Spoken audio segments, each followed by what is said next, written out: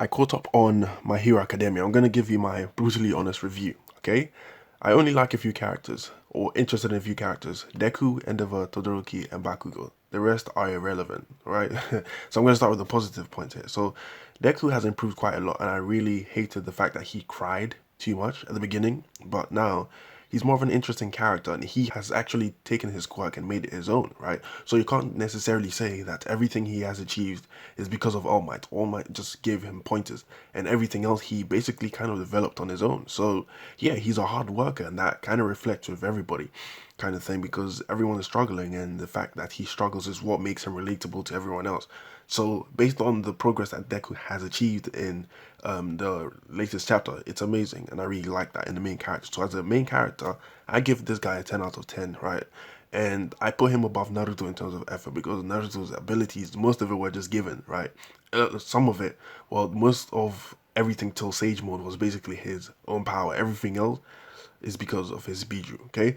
So I like the fact that he can use a multiple of quirks. Usually when mangakas give characters powers, right, they make these characters overpowered when they gain a new transformation because that's what's necessary in order to whoop the main villain's ass, right? So after they whoop the main villain's ass, then turns out, guess what? Next arc, new villain pops up. Guess what? This guy is stronger and needs a higher power in order to beat him, and that is when a very unbalanced power crawl starts to develop in the story, and then the main character needs to get another source of power which is even more stronger than the one he previously used in the previous arc kind of thing. So it's very good, I feel, if mangakas actually give their main characters limitations to what the abilities are that they get, meaning that it doesn't make them overpowered. So when the next villain comes, the next villain doesn't have to necessarily be stronger because if you keep powering up your main character, right, once he looks back, all the other people who are supposed to fight beside him will be completely outclassed, right, and they will be absolutely useless. And that's exactly what happened with Dragon Ball Z. Except for Goku and Vegeta, everyone else is pretty much on the useless side. And I don't see them writing themselves out of that hole because that's how they've set up the world to be, just based on power-ups. And it's basically turned the entire series into a huge power gaining story. That's basically all it is. Okay, so the fact that Deku has a multiple of quirks is good because not only is he going to be using, a one for all, but eventually that's going to be a bit boring because based on what we've seen, it's only just based on physical attacks, right? And there are loads of heroes out there with multiple quirks. They're just born with it. So the fact that he has a multitude of quirks makes it quite exciting to see what else he can do. Right now, he's unlocked the Black Whips. And I like the fact that even though he has 2 quirks right now, and he's probably going to have, I don't know, was it 7 or so? It's not gonna make him overpowered because the downside to all the quirks that he has is that they are not really compatible with his body, so he has to learn how to use them, and he's not probably not going to be able to use all of them to the fullest ability. So that kind of nerfs Deku, right? And that makes him a main character who does gain power, but the power does not make him too strong to the point where the people around him cannot catch up to him. And yeah, I really like that about Deku, right? The other thing I like about One For All is the fact that the consciousness of all the other users are somewhere inside the quirk. So because of that, he can actually gain knowledge from them. Though I feel like the reason why I think they should have spaced out the time frames in which these people acquire the quirks, because if you really look at it, like the way they've given the quirk to these users, it seems like they're very, close to each other in terms of timeline. If the timeline was a little bit more stretched, then he would have been able to get, gain knowledge from multiple people from multiple, timelines when things were completely different. That would be very cool. But then again, the whole quirk universe thing happening is kind of a recent thing, right? So yeah, that's not possible. So I get why they did that. I like the whole people having the consciousness stored in the quirk. And also, if All Might was supposed to die, or if he dies, his consciousness most likely is going to be in the quirk. So, in a way, he dies but he doesn't, kind of thing. And that makes sense, right? And I really like that. Overall, Deku, I would give a 10 out of 10 in terms of progress, in terms of character. Now, let's talk about Bakugo, right? Bakugo, I really don't have much to say because all he does is shout, and I really find his personality extremely annoying as hell, right? But at the end of the day, he's supposed to be Deku's rival, right? And he does everything right. He knows what he's doing, and he just does everything in his own aggressive, annoying way. But at the end of the day, he means good, right? So even though he's annoying, he is still a good character, I believe. So yeah, that's basically all I have to say about Bakugo, because we haven't really seen much of him since, these villains started doing, handling the bullshit. We've been getting a lot of story from the villains from other perspectives where they're doing their own thing, and because of that, we haven't really gotten a lot from these characters. Now, when I was watching season 4, right, these are the best characters so far in the entire series. Todoroki and Endeavor have the most interesting stories in the entire series, bro. Here's why Todoroki and Endeavor are hands down the best characters so far, right? So Todoroki, we already know his story and what he's been through. In Endeavor, what happened in season 4 really added onto his character, right? So the reason why Endeavor is one of the best characters, next to Deku, is because he's kind of like Zuko, right? He was self-obsessed with his goal, and he disregarded anything, including his family, right? Not only did he not win when All Might kind of lost his position and he got pushed in it, he got pushed to number 1, right? And that was against his will, right? And the responsibilities of that title made him reform and questions what it means to be a good role model, right? So he tries to rise to the title by becoming a hero everyone can look up to, and he even said that to Todoroki. Because of that position, it is causing him to change his ways in order to be worthy of a number 1, even though he did not get it the way he wanted. So he kind of lost the battle there to beat All Might, and he got to his goal not the way he wanted it. I think he made it a goal to become a better person by fixing all the broken things in his life so he can become worthy of the title of number 1, right? Hands down the best character of season 4. Now, his choice that he made to stay away from his family, I feel like, in a way, it's good and bad, because he is trying to fix what he's broken. I feel like he is the scar in his family, that tore everything apart. And I feel like, obviously, if he stays away, then they will heal. And to him, they heal, and he is watching from a distance. As long as they heal, he's okay with it. He will stay away. That was basically his decision. I think when they heal and are okay, that's when they will be ready to forgive him for what he did, and that is when they will return. So for now, he's keeping his distance and improving himself, so when they are ready to forgive him, they will come back to him, right? I think that's basically what's going on, and I really like that. Hands down the best character of season 4. I never really thought I was gonna like Endeavor, right? Now let's talk about the next character here, which is Ochako, right? Here's the thing about this character. The only reason why this character is even relevant is because she is Deku's love interest. That's basically it, kind of thing.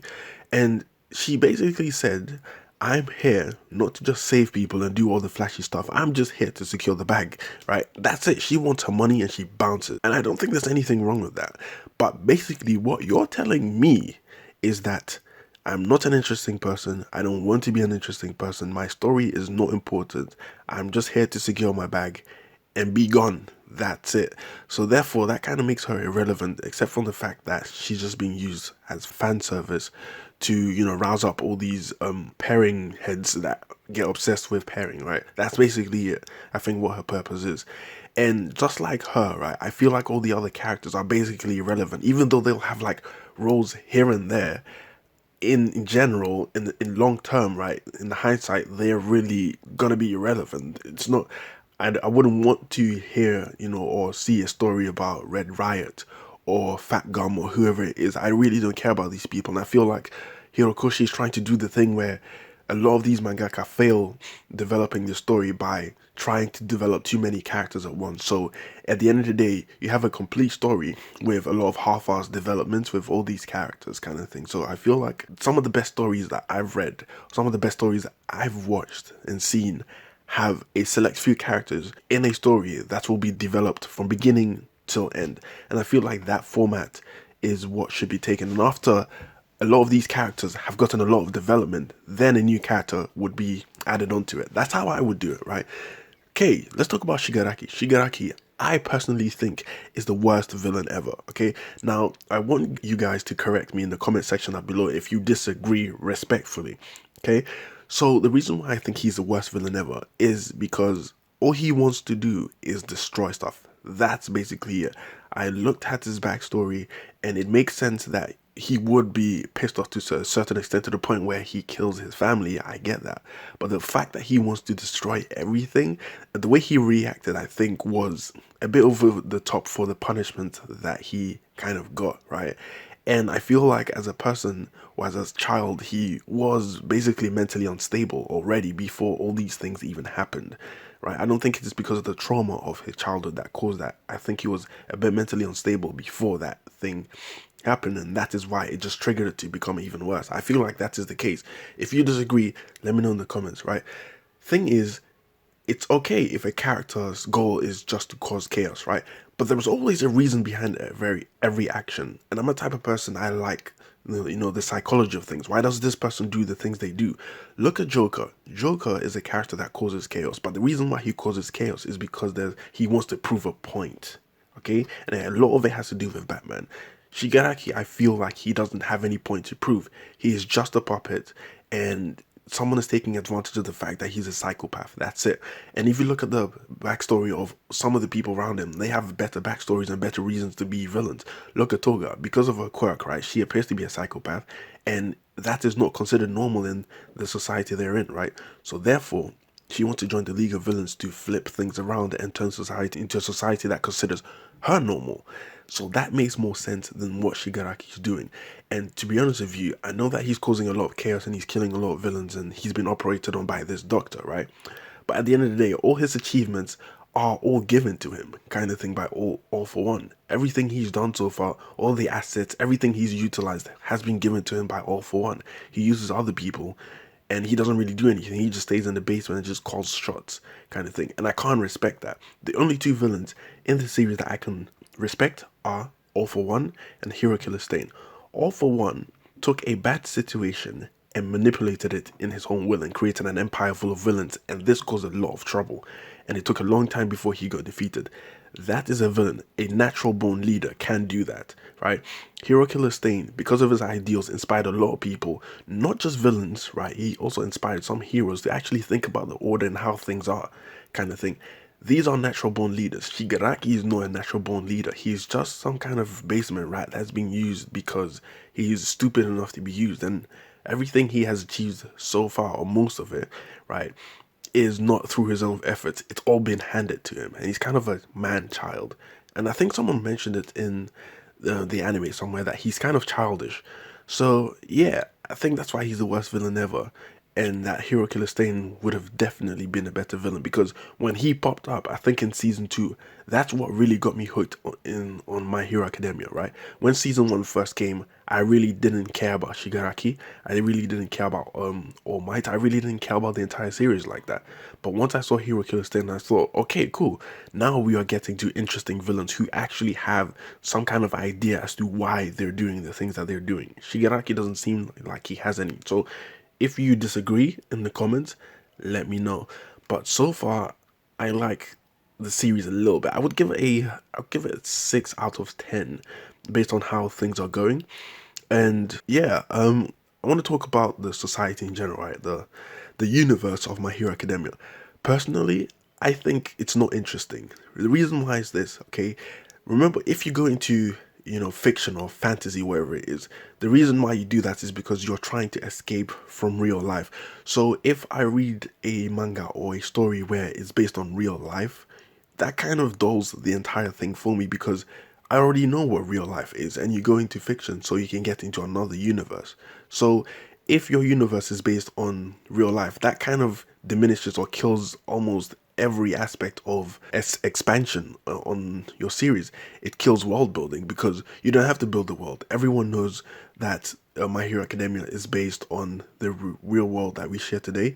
Africa is there, Europe is there, and all these other countries are there. There's literally no world building to do unless you're just going to be talking about the heroes and their quirks. That's literally all you can do. There's no, not that much room left for creativity, and I feel like that's the big minus when it comes to My Hero Academia. And the other minus is the fact that they're stuck in school, kind of thing. I feel like they're really sheltered by heroes, and most of the stories that I really read and enjoyed, the heroes are not sheltered. They are always in danger, and they always have to use their own heads to figure how to get out of a situation, kind of thing. So because of that, because they're not sheltered, because they are, doing a thing of their own, therefore it makes it more exciting to see the results, kind of thing. I feel like chaos is interesting to see or interesting to watch compared to people who go to school and some random bandit or villain ends up in the school, and the school has the strongest or the best hero in the entire world there. Like, it's not going to be exciting to see the outcome because we know what the outcome is. It's like me going to school, then for some reason Superman is one of my teachers and a random bandit breaks into the school. What do you think is going to happen? I have Superman in my school, right? The outcome is not going to be exciting, kind of thing. And I feel like they're slowly drifting out of that, but the fact that they're in school kind of diminishes a little bit of the excitement. But yeah, I told you the positives of what I like and the negatives. Basically, I want to know your thoughts in the comment section, and I think I will be reviewing My Hero Academia here and there, and I'm going to try and make some theory videos based on what I've seen. I want to know your thoughts in the comment section. Do you agree with what I said about Shigaraki or not? I have nothing more to say. Bye.